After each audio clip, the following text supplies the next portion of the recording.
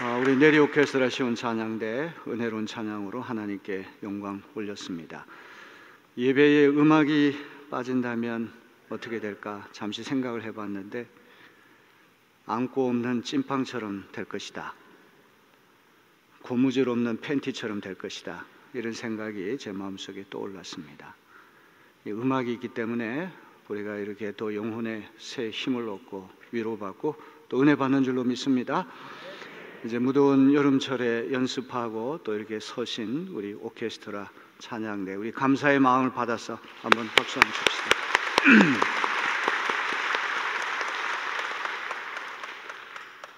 우리 몸이 다 중요합니다. 다 중요한데 얼굴 부위, 머리 부위가 특별히 중요하죠. 얼굴 가운데에도 눈이 너무나 중요합니다. 저도 눈을 혹사시켜서 눈이 좋지 않아서 영양제도 먹고 또 자주 검진도 받고 각별히 조심하는 가운데 있습니다. 예수님도 눈의 중요성을 아시고 눈이 마음의 등불이라 이렇게 말씀하셨어요.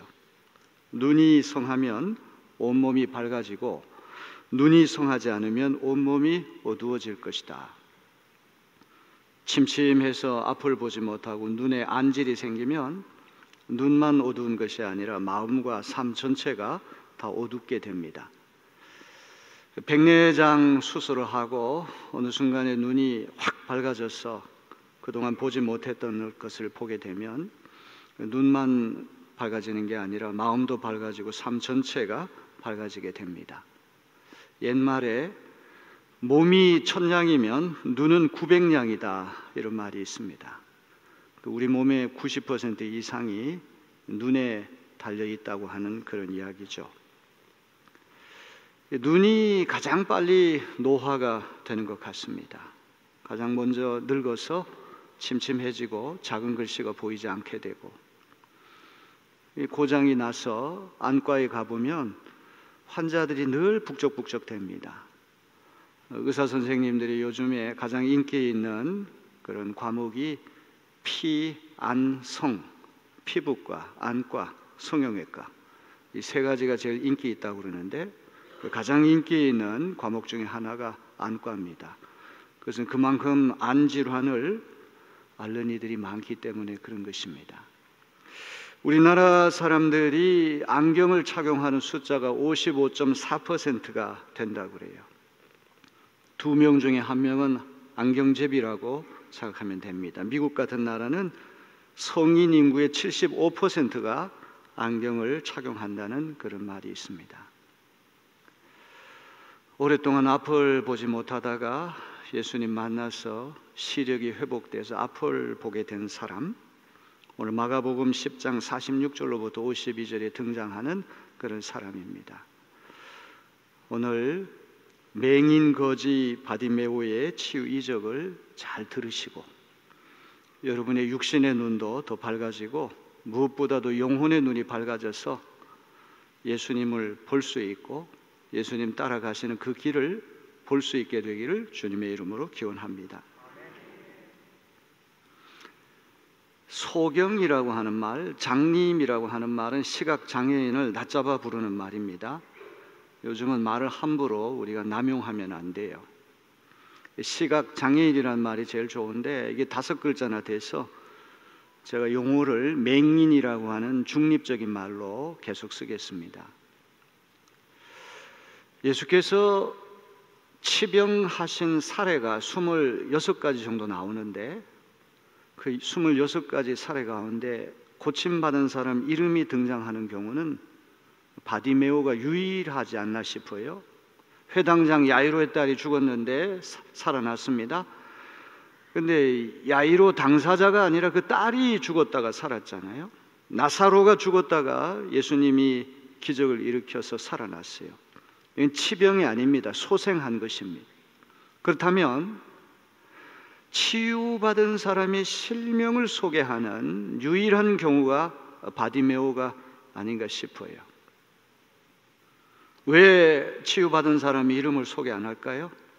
치유하신 분이 중요하지 치유받은 사람이 중요한 것은 아니에요.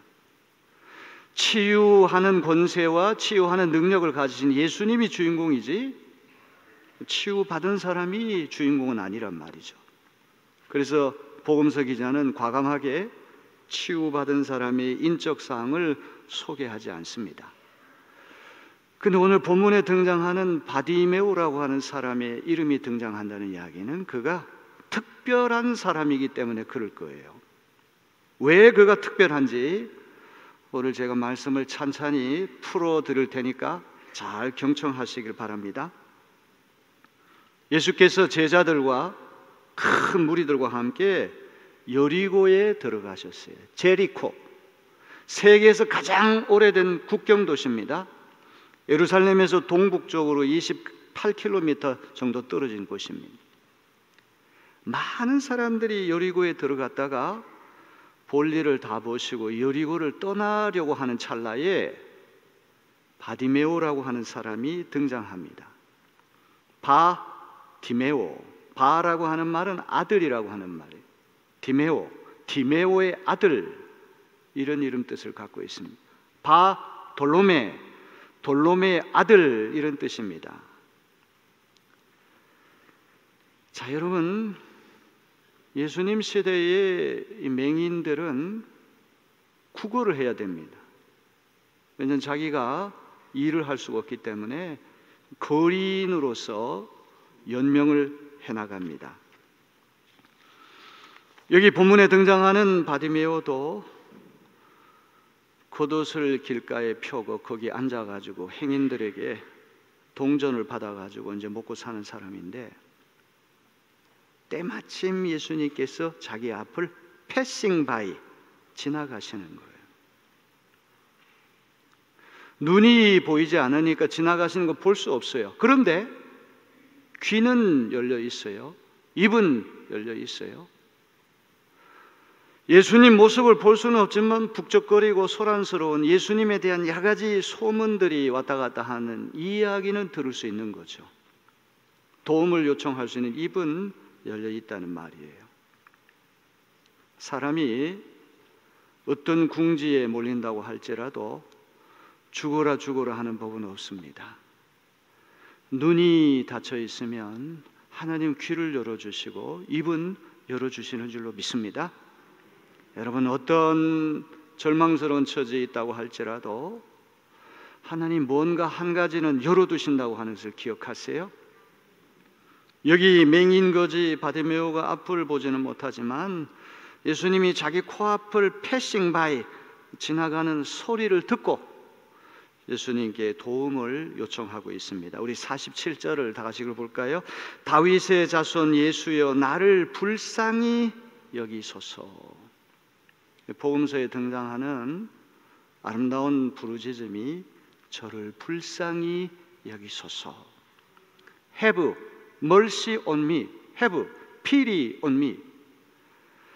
성경에서 등장하는 가장 짤막한 기도 가운데 가장 아름다운 기도가 아닌가 싶어요. 저 좀 고쳐주세요. 저 좀 눈 좀 뜨게 해주세요. 이게 아니고 주님, 저를 불쌍히 여기소서.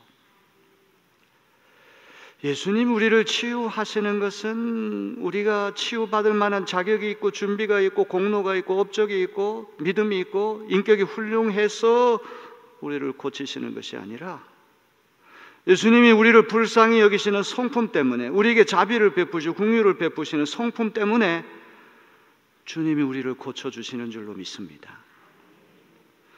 오늘 우리가 예수님께 어떤 질병을 갖고 있든지 간에 고침받기를 원한다면, 주님, 저는 자격 없습니다. 공로 없습니다. 저를 불쌍히 여기소서. 저를 긍휼히 여겨주소서. 바디메오는 일생일대에 덜 나위 없이 아주 중요한 기회를 잡았습니다. 이런 기회는 다시 오지 않을 것입니다. 이 지나가신 예수님을 붙들어 가지고 세우지 않으면 자기는 죽을 때까지 두 눈이 먼 상태로 살아야 됩니다. 그러니 결사적으로 예수님을 향하여 외쳤습니다. 다윗의 자손 예수여, 저를 불쌍히 여겨주소서. 그날 많은 사람들이 바디메오 옆에 있었는데 주변 사람들의 반응을 한번 보시기 바랍니다. 너무나 쌀쌀맞아요. 바디메오에게는 절박한데 주변 사람들에게는 절박하지 않아요. 인간성을 회복하는 것보다 더 중요한 것은 없습니다. 사람이 짐승과 달리 인간답게 살아야 되는데 그 인간다움의 특징이 무엇입니까? 공감하는 것입니다. 누가 슬프고 아플 때 함께 그 마음을 느끼는 것이 인간 됐다는 표시죠. 누가 옆에서 아파하고 죽어가는데 낄낄거리고 신경 쓰지 않고 자기 일만 계속한다면 그건 사람 되기를 포기하는 것 아닙니까? 바디메오가 결사적으로 지나가시는 예수님 붙들어 세워야지만 된다, 이 절박한 심정으로 다윗의 자손 예수여 저를 불쌍히 여기십시오, 젖먹는 힘을 다해 외쳤는데 주변 사람들이 조용히 하라, 우리 성경이 조용히 하라 이렇게 번역되는데 입 닥쳐, shut up, 입 닥쳐, 이게 주변 사람들의 태도가 아닙니까? 성경 읽어보세요. 제지하면 제지할수록 바디메오는 더욱더 큰 소리로 외쳤다는 거예요. 예수님께 나아가는데 장애가 있습니다. 제지를 당합니다. 방해가 있습니다. 그렇다고 해서 제지 당하면 우리 예수 만날 기회가 없어요. 그럴수록 더욱더 주님께 나아가는 이는 구원을 얻게 될 줄로 믿습니다. 다윗의 자손 예수여 나를 불쌍히 여기소서. 예수님 다 보시지 않습니까? 다 듣지 않습니까? 소란스러운 소동을 다 보고 계세요. 다 들어요. 그래서 예수님이 어떤 사람이 나에게 부르짖는가? 그 사람 좀 불러라. 걸음을 멈추시고 그 사람 불러오라. 예수님이 이렇게 명령을 하시니까 주변 사람들의 반응도 확 달라져요. 49절 후반부를 다 같이 세 번역으로 읽어보겠습니다. 그리하여 그들은 그 눈먼 사람을 불러서 그에게 말하였다. 용기를 내어 일어나시오. 예수께서 당신을 부르시오. 조금 전에는 입 닥쳐, 조용히 해 이렇게 얘기했던 사람들이 예수님 말씀 한마디 떨어지니까 누그러졌어요. 용기를 내시오 하면서 격려. 야, 너 정말 대박 터졌다. 너 정말 재수 좋은 사람이다. 예수님 너 부르셔. 격려해 줬다는 이야기죠. 여기 49절을 보게 되면 부르다고 하는 말이 3번 나와요. 부르다, 포네오라고 하는 말인데 아주 중요한 콜. 이 이야기가 단순히 병 고침 받는 이야기 아니고 예수님이 제자로 불러주시는 이야기구나, 이거를 즉각적으로 깨달아야 돼요. 오늘 봉독한 이 마가복음 맹인 거지 바디메오 고침받은 이야기는 마가복음 맨 끄트머리에 나오고 마가복음에 등장하는 마지막 치유 이적입니다. 11장으로 넘어가면 예수님이 십자가 달리기 위해서 예루살렘에 들어가시는 장면으로 바뀌거든요. 예루살렘 들어가는 길은 순환의 길이고 죽음의 길이고 수치의 길이고 고난의 가시밭길이에요. 그 예루살렘 입성하시기 전에 마지막으로 맹인거지 바디메오의 눈을 고치셨다는 얘기가 소개되고 있어요. 예수님이 이렇게 불러주셨을 때 바디메오 어떻게 했습니까? 우리 50절을 다 같이 읽습니다. 우리 다 같이 읽습니다. 그는 자기의 겉옷을 벗어 던지고 벌떡 일어나서 예수께로 왔다. 겉옷이라고 하는 말 중요한 말이에요. 거지에게 겉옷은 신분증입니다. 길에다가 펴고 거기에 앉아 있습니다. 사람들이 동전을 던지면 그거 끌어모으는 그릇 역할을 합니다. 노숙을 해야 되니까 밤에 겉옷을 덮고 이불로 써야 됩니다. 바디메오의 전 재산이 겉옷인데 왜 겉옷을 벗어 던지고 예수님께 갔을까요? 겉옷 소중하니까 움켜잡고 예수님께 갈 수 있는데 겉옷을 벗어 던지고 벌떡 일어났다고 하는 말은 용수철을 눌렀다가 팍 튕겨 오르듯이 얼마나 보고 싶었으면 겉옷을, 전 재산인 신분증 같은 전 재산 겉옷을 벗어 던지고 용수절 튀어오르듯이 예수님께 벌떡 갔겠습니까? 자, 51절 중요한 말씀 계속됩니다. 다 같이 읽어봅니다. 예수께서 그에게 말씀하셨다. 내가 너에게 무엇을 하여 주기를 바라느냐? 그 눈먼 사람이 예수께 말하였다. 선생님, 내가 다시 볼 수 있게 하여 주십시오. 겉옷을 깔고 앉아가지고 구걸하는 맹인이 예수님께서 자기를 부르신다는 이야기를 듣고 겉옷을 벗어 던지고 벌떡 일어나 예수님께 갔더니 예수님 뭐라고 질문하요? 내가 너에게 뭘 해주면 좋겠느냐? 너의 소원이 뭐냐? 오늘 예수님 우리에게 주시는 질문도 이게 아니에요. 내가 너를 위해서 뭘 했으면 좋겠느냐? 바디메오는 선생님 저 보고 싶습니다. 볼 수 있게 해달라고 했어요. 오늘 여러분도 바디메오 똑같이 볼 수 있는 눈을 달라고 주님께 응답하시는 시간이 되기를 바랍니다. 부르신다는 말이 3번 나왔어요. 그랬더니 부르셨을 때 겉옷을 벗어 던지고 용수철 튀듯이 벌떡 일어나서 예수님께 나아갔는데 내가 널 위해서 뭘 해줬으면 좋겠느냐? 보게 해달라고 말씀하고 있습니다. 자, 52절 끄트머리 이제 다 같이 읽어봅니다. 예수께서 그에게 말씀하셨다. 가거라, 내 믿음이 너를 구원하였다. 그러자 그 눈먼 사람은 곧 다시 보게 되었다. 그리고 그는 예수가 가시는 길을 따라 나섰다. 지난주에 제가 말씀드렸습니다. 예수님 병 고치실 때 기도하실 필요가 없습니다. 왜냐하면 병 고치는 권세와 능력이 주님께 있기 때문에 명령만 하시면 되는 거예요. 가라! 고!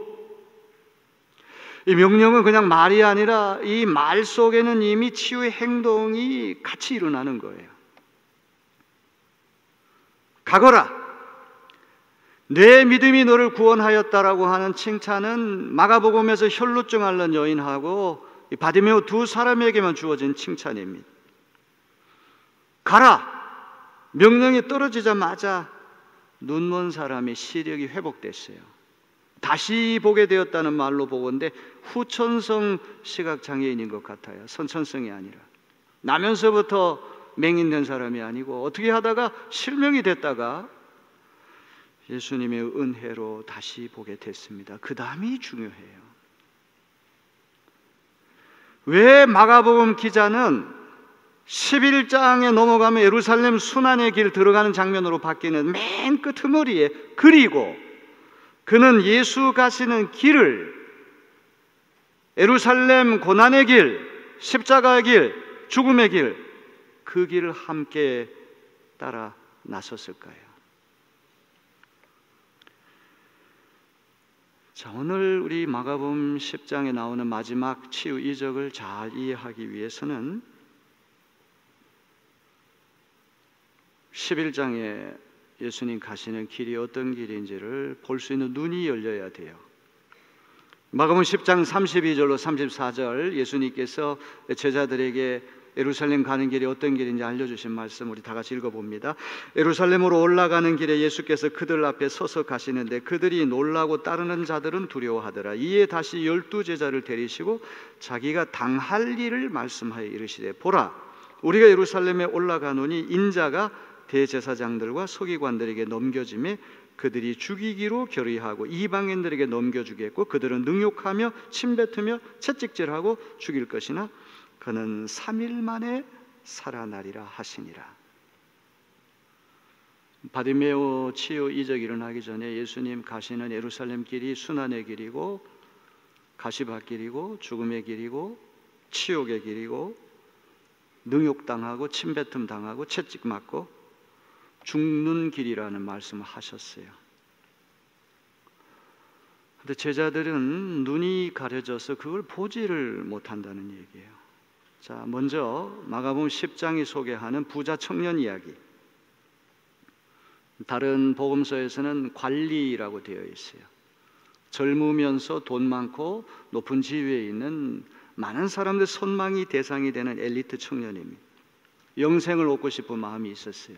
예수님께 찾아와서 어떻게 하면 영생 얻을 수 있습니까? 그는 어려서부터 10계명을 다 지켰습니다. 율법 잘 지키는 모범 청년입니다. 영생 얻을 만한 준비가 된 사람이에요. 그런데 예수님이 한 가지가 부족하다는 거예요.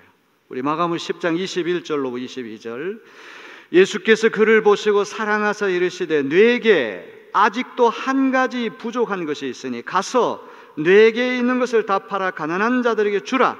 그리하면 하늘에서 보화가 네게 있으리라.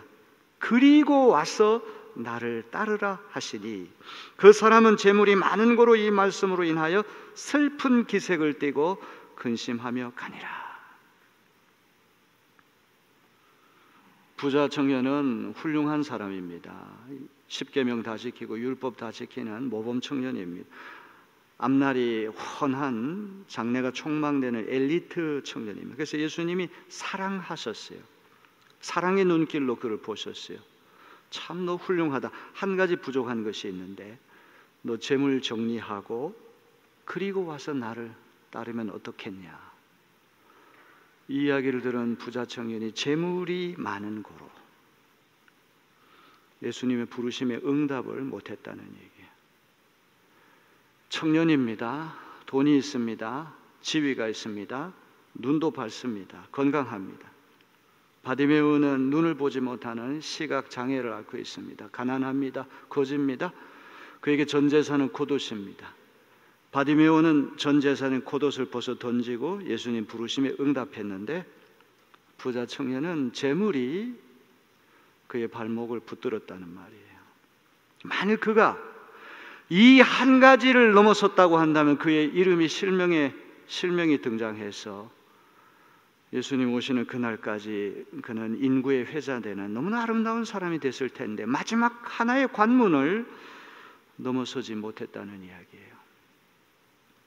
마가복음 10장이 우리에게 이야기하려고 하는 의도는 무엇입니까? 누가 진짜 장님이냐 이 말이에요. 부자 청년이냐 바디메오냐. 누가 진짜 주님의 부르심에 응답하는 참된 제자의 길을 가고 있느냐. 이걸 얘기하려고 하거든요. 또 한 가지 에피소드가 있습니다. 예수님 12제자 가운데 세베대의 아들 야고보와 요한이 예수님 가시는 십자가 길을 보지 못해가지고 청탁을 하는 거예요. 철없는 청탁을 하는 거예요. 청탁하는 이 두 제자에게 예수님께서 질문을 던졌어요. 우리 마가복음 10장 36절, 너희는 내가 너희에게 무엇을 해주기를 바라느냐? 정확하게 바디메오에게 던졌던 질문이에요. 물론 야고보와 요한은 복수 두 사람이고 바디메오는 한 사람, 복수냐 단수냐 그 차이만 있을 뿐 질문의 내용은 동일한 거예요. 내가 너희 둘 위해서 뭘 해줬으면 좋겠냐 그랬더니 야고보와 요한이 뭐라고 대답합니까? 우리 37절 다 같이 볼까요? 선생님께서 영광을 받으실 때에 하나는 선생님의 오른쪽에 하나는 선생님의 왼쪽에 앉게 하여 주십시오. 예수님이 예루살렘에 들어가서 이스라엘 왕이 되셔서 왕좌에 올라가시면 한 사람은 우의정 자리에 앉게 하시고 한 사람은 좌의정 자리에 앉게 해달라. 영광과 권세와 지위를 부탁한다는 그런 이야기예요. 왜 그렇습니까? 눈이 어둡기 때문에 그런 거예요. 시력이 2.0이 나오는데도 예수님 가시는 그 길을 보지 못하는 거죠. 알지 못하는 거죠. 그러니까 엉뚱한 청탁을 하는 거예요. 바디메오는 어떻게 대답했습니까? 내가 널 위해서 뭘 해주길 바라느냐? 저 보고 싶습니다. 저 볼 수 있게 해주세요.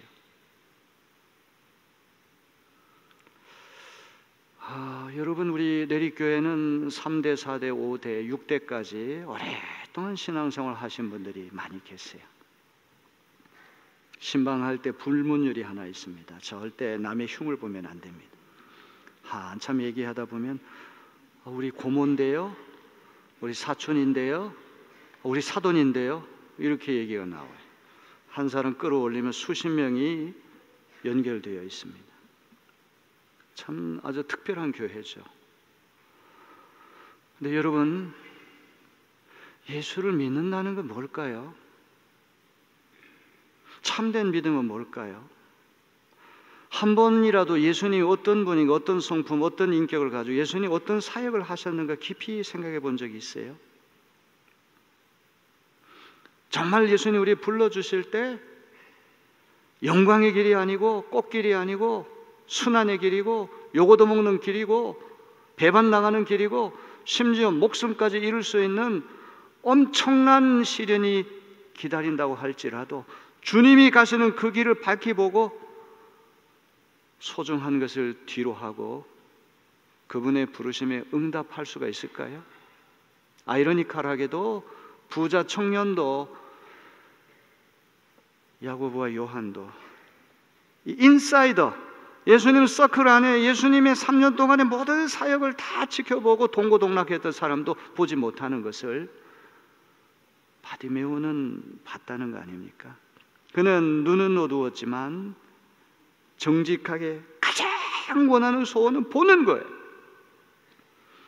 그가 눈을 떠서 제일 먼저 본 게 누굴까요? 자기를 고쳐주신 예수님을 제일 먼저 봤을 거 아닙니까? 내가 10년 동안 실명 상태에 있다가 눈이 밝아지면 제일 보고 싶은 사람이 누구냐?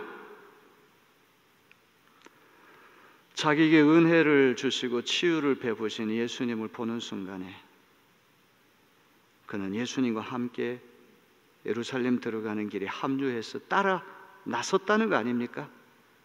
마가복음 10장이 우리에게 도전하는 건 뭐예요? 누가 진짜 장님이냐? 누가 진짜 눈이 밝은 사람이냐?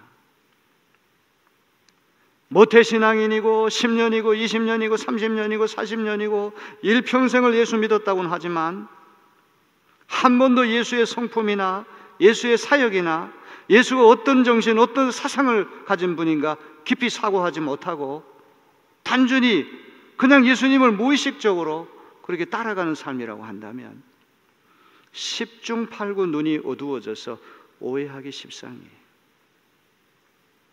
왜? 예수 따라가는 길은 영광의 꽃길만이 아니거든요. 여러분, 교회의 장로님 되는 거 일순간에 영광스럽지만 참 힘든 일입니다. 예? 얼마나 힘든 일인지 몰라요. 오해받을 일도 있고요, 욕도 얻어먹고요, 비난도 당하고요. 얼마나 어려운 일인지 몰라요. 이번에 제가 미국에 갔는데 그 LA에 아주 유력한 주간지가 있습니다. 크리스찬 위클리라고 하는 일주일에 한 번씩 나오는 한인 주간지가 있는데 우리 신학교 8년 선배 목사님이 그 신문사를 운영하세요. 제가 왔다는 이제 전화를 받으시고 인터뷰 좀 하자고 그 신문사에 가서 인터뷰를 제가 하게 됐습니다. 김 목사님은 내리교회 가셔가지고 감투나 교단 정치 같은 건 일치 안 하시고 내리교회 담임 목사 자리 하나만 만족하신다고 하시는데 사실입니까? 야, 내가 얘기도 안 했는데 어떻게 여기까지 소문이 퍼졌나? 네, 맞습니다. 제가 그렇게 얘기를 했죠.